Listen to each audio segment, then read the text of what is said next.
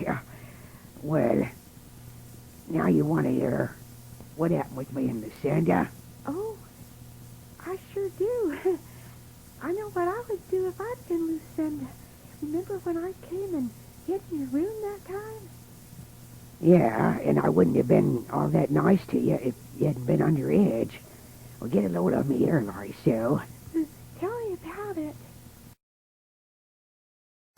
Well, that's just it. I wouldn't forget it, and neither would you, and neither would Reuben, and it would ruin our friendship and make us all embarrassed to be around one another again. Hey, how you talk? How silly. Come on, it'll be good for you. You're just not acting like yourself at all. I know you've been taking all kind of pills and stuff. I saw you doing it. Well, why don't you loosen up a little bit, too? I'll get you a drink and a green pill, and you'll be out to trot, too.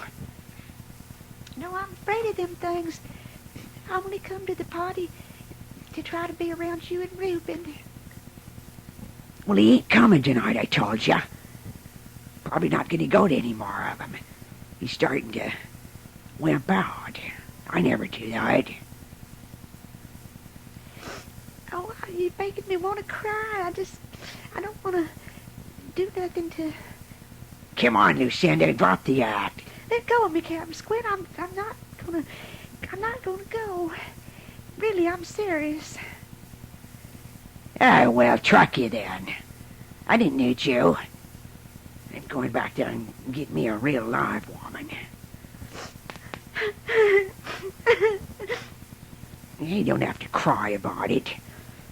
Goodbye.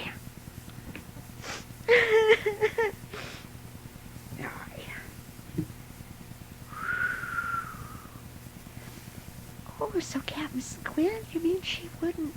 She didn't? I always thought she did. No, I struck out on that one. Contrary to popular belief, I ain't always got a home run. Yeah. And you better catch me now while I'm in a good mood to say so. Well, I'll tell you what happened when I got back, and those weren't the only people I was creepy to. I'll tell you a few other things too, honey. But to finish up with this little episode...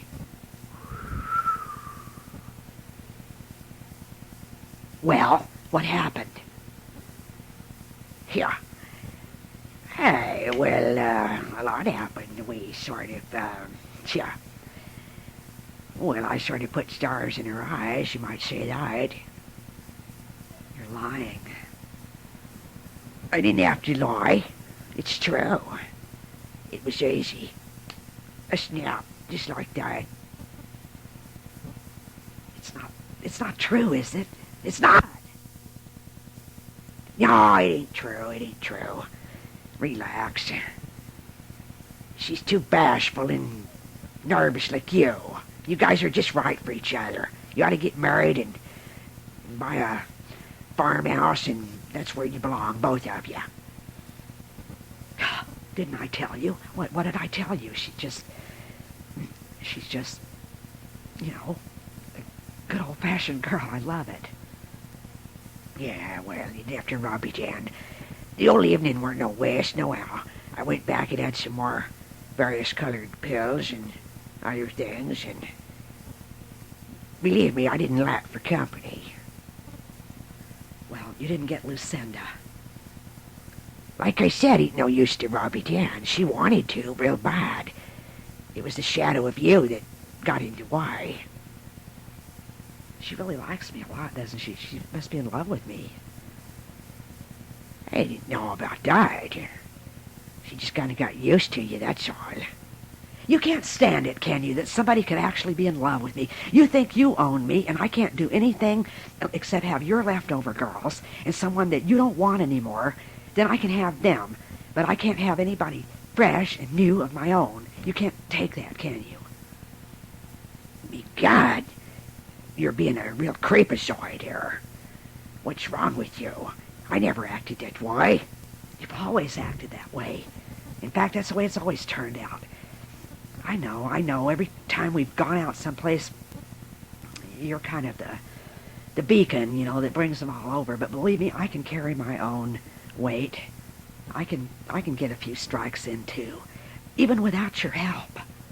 Can you swallow that? What is this, Independence Day? Got our little feathers way up, didn't we? Well, maybe we did. But little brother here can do a few things on his own, whether you like it or not. Hey, dry up. I'm tired of you. Well, I'm tired of you bossing me around, telling me what I can do, trying to steal my girl. In fact, when I think back on it, you've always tried to steal every girl I got. And you didn't even want them. You just wanted to see if you could do it. Well, it proves what kind of girls they were. They weren't right for you, or they wouldn't have gone with me. And some of them didn't, remember? It wasn't me, it was their fault. Well, sometimes the places we've been, the girls we've had to pick from, were not exactly the cream of the crop. We took what we could get. In fact, most of the time I said welcome to them. I didn't want them. And I still feel guilty about a lot of stuff. You never feel any guilt, do you? How do you handle it? What do you do with the guilt part? Why should I feel any guilt? Abraham had all the wives he wanted. Solomon had all the wives he wanted. Why can't I? I never made no vow of chastity or purity. I never set out to be a monk. I ain't apologizing for me needs.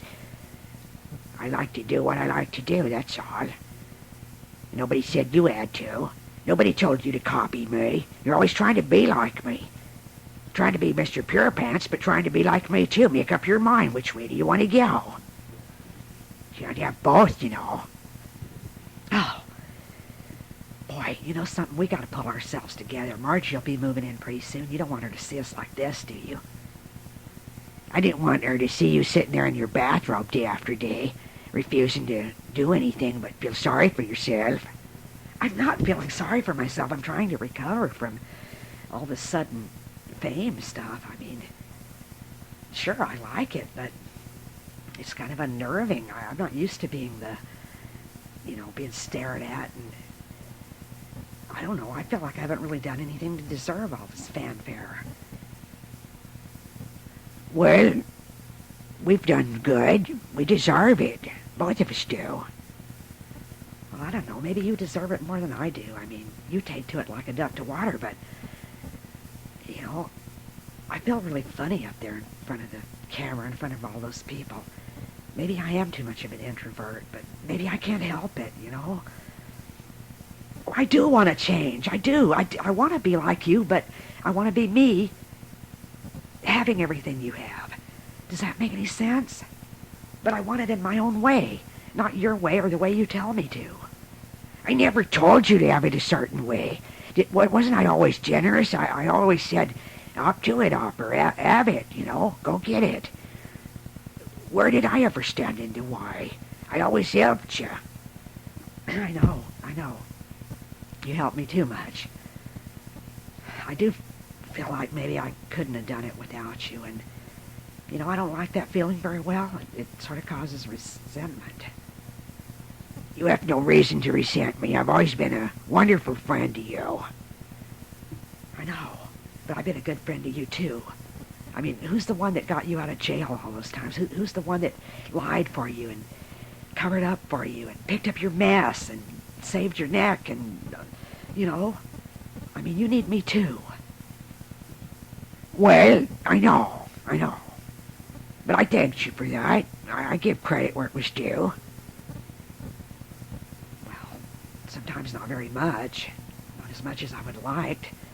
You could have said more, I couldn't when I was drunk. I couldn't remember how much you did help me. That's all. But you're right. We got to get a handle on ourselves. Margie's coming to move into that bedroom, and we better take it, too, because who knows, this may not last, and we'll need that rent, and she needs the place. We promised it to her. She can't keep up that car and pay everything without... We can't go back on our word. I just hope you don't put the make on Margie. Then you're going to queer everything for us. I never said I was going to do that. In fact, I already tried, and it went nowhere, if you want to know. Oh, so you did, huh? I thought you had. Well, I tried. Every guy tries, except you, Mr. Perfect. Well, I tried too, but I don't know. We're coming from different areas, her and me, but there might be something going. I mean, if you suppose you could stay out of it, and hey, but you want me to stay out of that? You want me to stay out of Lucinda? You want everything. Two girls I ask you to stay out of. The rest you can pig out on. But leave these two out of it, okay? They're different. They're not the party animal type. Not the way you are. In that greedy way you are. Hey, now you've gone and called me greedy. I'm just being me natural self. You have no appetites. You have no right to blame me for being myself and having big appetites. That ain't fair. Well, we've got to have room. You got to be you. I got to be... What am I saying? I didn't know. You got to be me. I got to be you. Yeah, I didn't know. We both got a lot to learn, I guess. This fam stuff has knocked us off balance for a while, but yeah, we'll get it straight. I've always been afraid fame was too fleeting, and even if it were to not last, why, we had a good life before. But I want it to last. I desperately want it to last, Rube. You didn't think it'll evaporate, do you? It will last. It has to. I'm dependent on it. This is what I've wanted all my life. I didn't know what I'd do if I lost it now. I'd have to start over. I couldn't go back to obscurity. It would kill me. Squint, I don't think you're going to have to worry about that ever again. I really don't. Obscurity for me, yeah, maybe. But for you, I don't think so. And I just want to do what I can do the best I can do it and get credit for that. And you stay out of my space and I'll stay out of yours, okay? Space?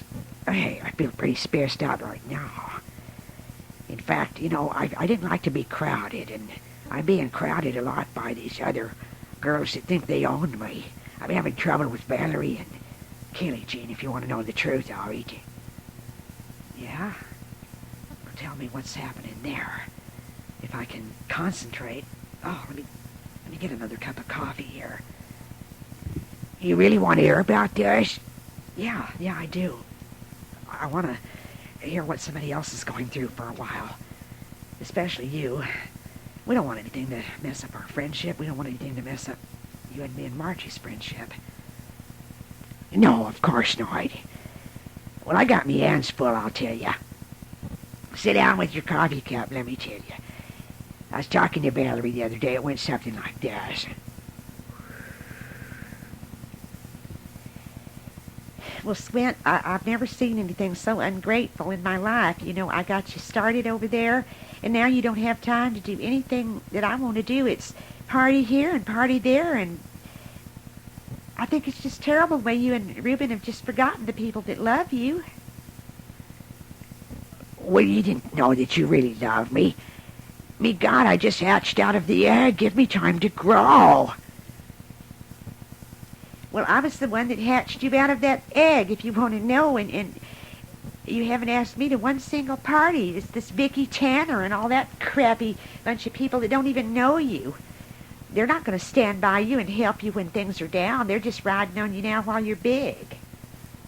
What if you're not big the rest of the time? Something could happen. You wish it would. You can't stand it that I have talent of me own.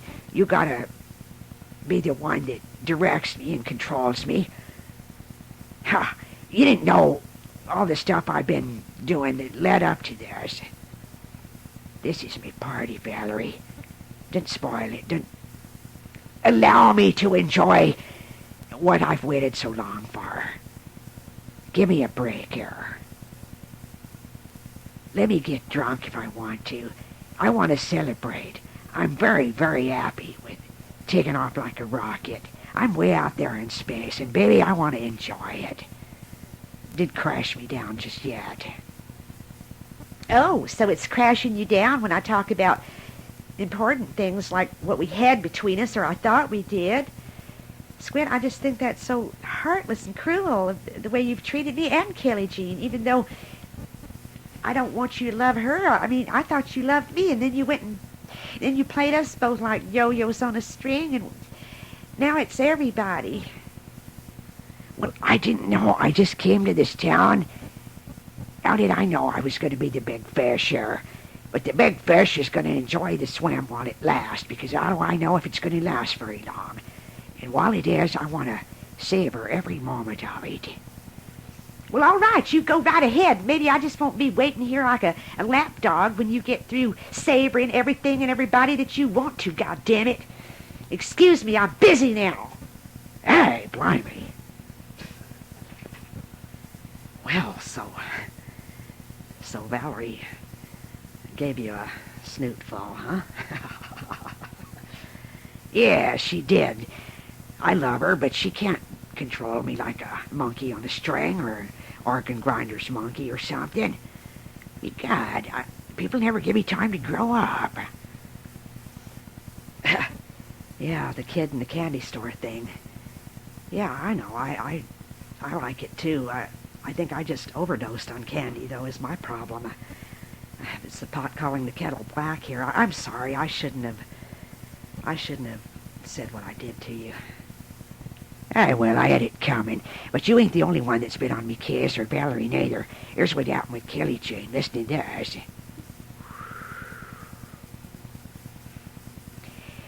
So, when are we going to get back to what we were talking about? You know, you're not the only one that's carried a big star taking off. My star is shining good, too. I got a great big offer from all kinds of clubs, you know, to start playing over there and singing.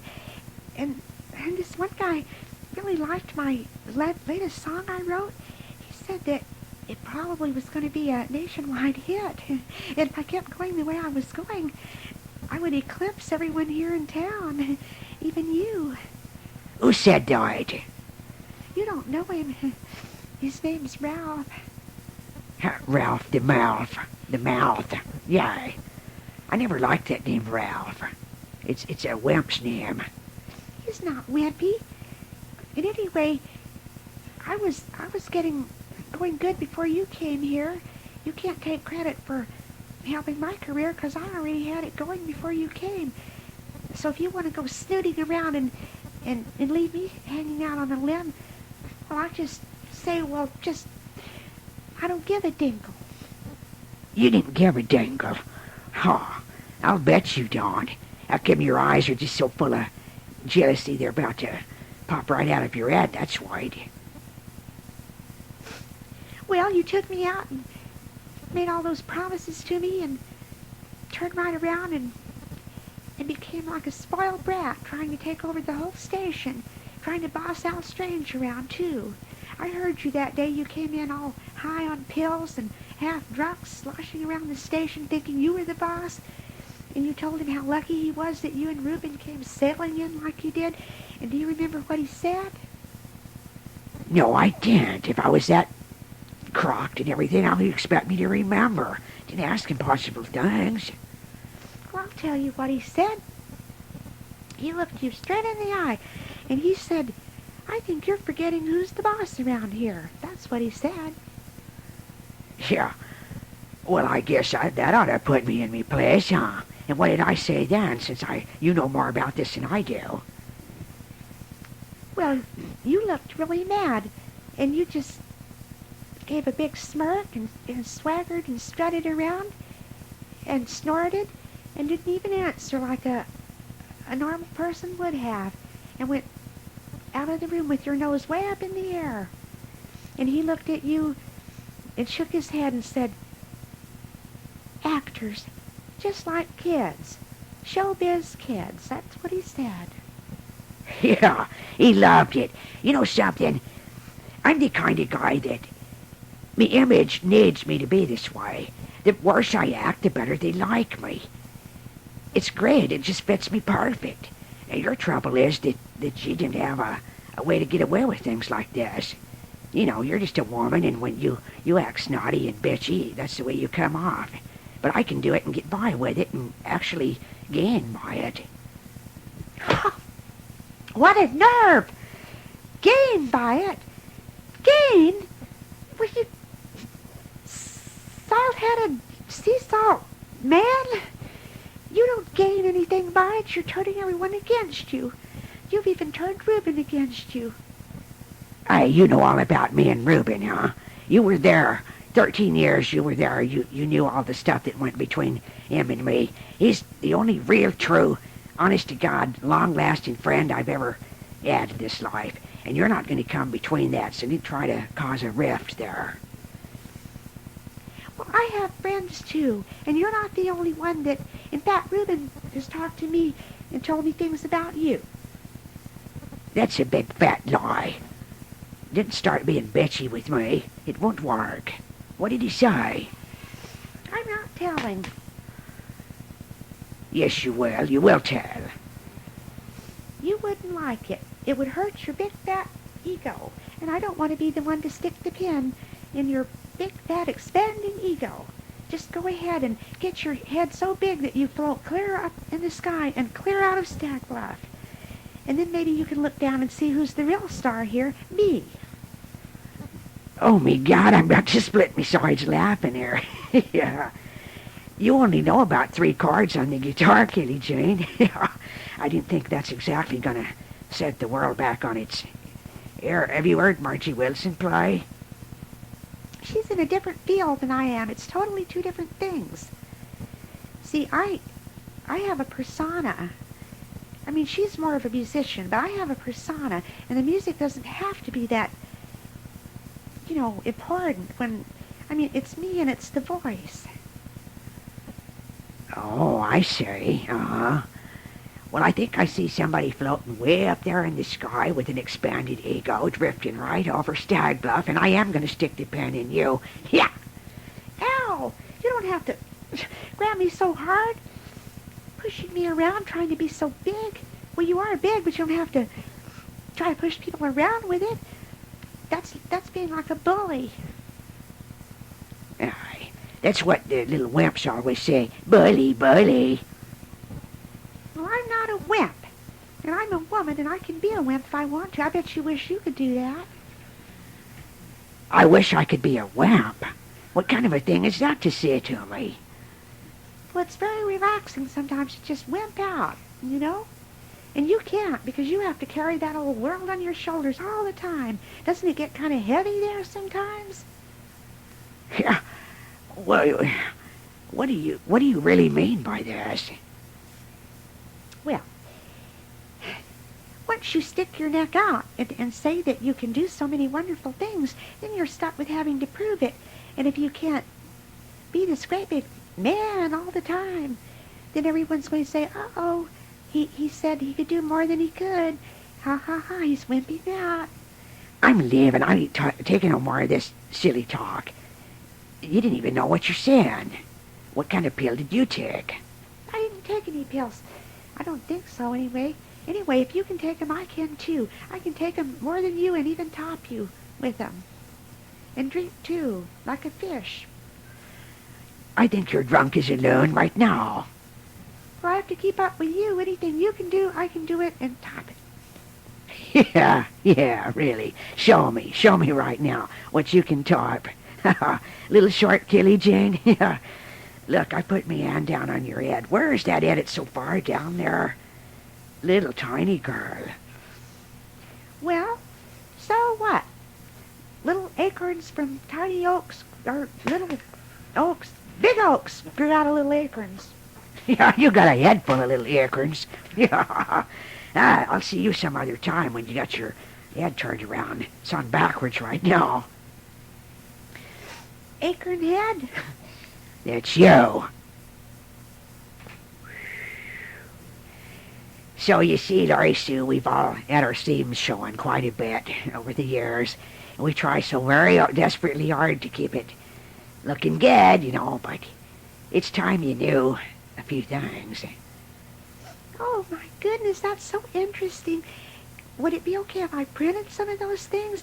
I I wouldn't print anything you didn't want, but maybe the fans would really like to know some of the seams, like Betsy Logan always does good with that. Well, I guess it's okay, but let me read it before it gets out, and I'll okay it. And I didn't have to come off looking like Prince Charming, but if you didn't do too bad of a job, I'll let it get out. After all, I want to stay close to me fans. I want them to love me for the real me, not something they have made up in their mind, but the real me with all the warts showing, as it were. That's so brave. That's so wonderful. Well, that just shows what a great, big, wonderful person you are, and I know Reuben and Margie are, too, You guys aren't afraid to put it out there and tell it like it is. What happened when Margie moved in? Well, that was a day unto itself. Rather nice, and, well, here's how it went. Sit back and get a load of me and Reuben and Margie after a few beers after she moved in. Oh, that record collection of yours like you broke me back. I know. Everyone says, why don't you get, those 8-track tapes? I don't like 8-track tape. I've had a few beers. 8-track tapes because they interrupt the middle of the song, and my parents never cared a hoot about music, and they wouldn't care, about anything. I had to spend my whole life just. I get such a kick out of that. Your mother especially didn't like it, my right? mom didn't even know how to spell the word music hardly. And my dad would, he liked music, but he was into like polkas and, and only that very rarely. He got me playing the piano when I was that's a kid. fascinating. And the first thing I ever played in front of anybody was a polka from Croatia. What did you think when you were doing that? Well, I felt like this is one form of something that I really like. But there's something out there, and by then, I'd already heard, Buddy Holly and, some of these other things, and it just getting progressively more intense, and I just felt like I wanted to be part of that. Well, I just wish I could play 1/16 as well as you can. I know a few chords, but with this voice, what was the point? I make up for it in dancing. Well, the truth is, it's like I'm not even into dancing that much, but, the way I feel about guitar playing is that nobody's the best player on earth. I mean, it's like saying, so-and-so has the best signature in the world. Everybody has their own. Yeah, that's right. That's what we were talking about off and on all the years. Well, we told you we've known each other 13 years, and I guess we've seen each other every which way. We've been trying to put on a nice face for you now that you're moving in. Oh, well, I was going to say, I'm a very realistic person. You should have been here last week. We were so tanked up and out of sorts, and you should have known me 2 years ago. I was on methadone treatments to get me off of heroin. No kidding, really? Yeah, you wouldn't have wanted to know me then, but I had. Hey, what was it like? I slid into the wrong crowd and I didn't know it, which is very dangerous. And how old were you then? Well, I was 22, and I just, gotten out of college, starting my own life. Wow.